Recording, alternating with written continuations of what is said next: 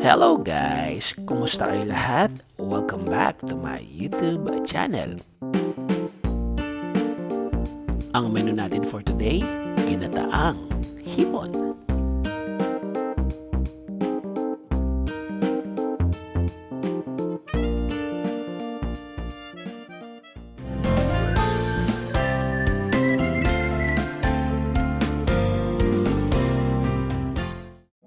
Narito ang mga sangkap na ating gagamitin. Kalahating kilo ng hipon, 2 tablespoon cooking oil, 1 small white onion, 8 cloves of garlic, salt and pepper, chili flakes, 1 can coconut milk at ang ating spring onion. Magpainit muna tayo ng mantika sa ating kawali at pagkatapos nun maglagay muna tayo ng salt sa ating hipon. At kapag mainit na ang kawali pwede natin itong i-fry. Guys, just make sure na hindi overcook ang ating hipon ha. I-fry lang natin to hanggang sa mag-orange ang magkabilang side. Binalatan ko ng hipon pero iniwan ko ang buntot at ang ulo nito. Pero nasa inyo guys kung gusto nyo lang may balat or walang balat. Kapag naluto na ito, isa-set aside muna natin at isusunod natin ang next batch.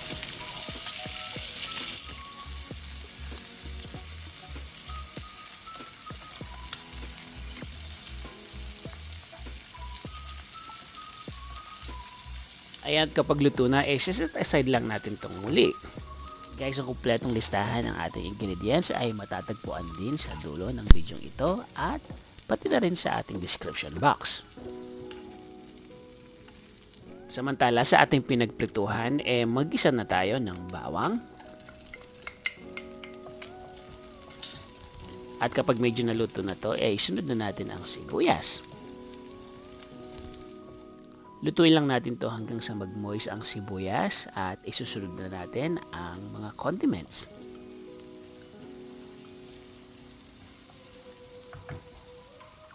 Unahin na natin ang salt for about 1/2 teaspoon. Isunod natin ang black pepper ng about 1/4 teaspoon lang. At pagkatapos pwede tayo maglagay ng a pinch of chili flakes.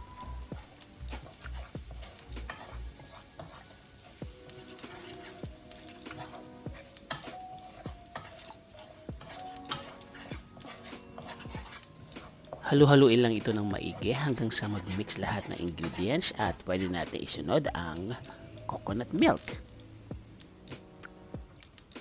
Ang measurement nito is about 1 cup. Igigisa lang natin to at hayaan natin itong mag-simmer hanggang sa mag-render ang kanyang oil. Guys, kung mapapansin nyo, sineparate natin ang pagluto sa hipon kasi ayaw natin itong ma-overcook. Mas masarap kasi ang shrimp kapag hindi ito matigas at kapag juicy ito, di ba? Guys, nga pala kung kayo ay may request na recipe, just don't forget to comment down below para naman mabasa ko.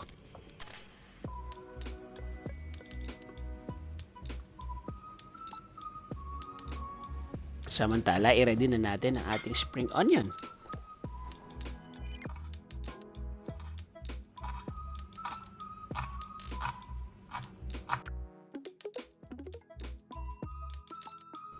Samantala, balikan na natin ang ating ginigisa.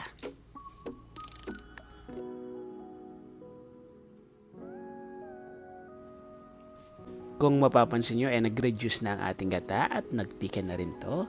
Ibig sabihin nito, pwede na natin ilagay ang ating hipon.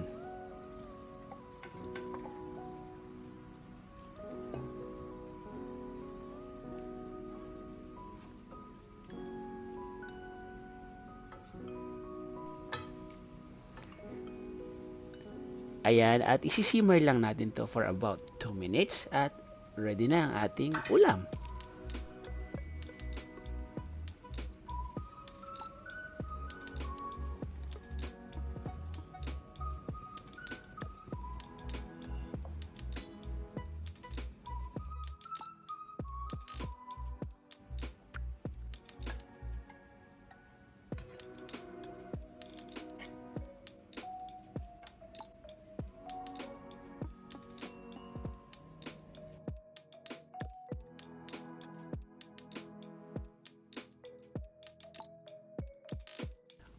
presenting ang ating ginataang hipon. Sana ay nag-enjoy kayo sa ating video for today at kung nagustuhan niyo po ang ating recipe, paki-like na lang po at paki-share na rin to sa inyong mga friends and relatives. Huwag niyo na rin kalimutan mag-follow sa ating Facebook page na Boy Kusina at mag-subscribe na rin sa ating YouTube channel na Jeff Simon. Si Jeff Simon po ito at muli maraming salamat po sa panonood.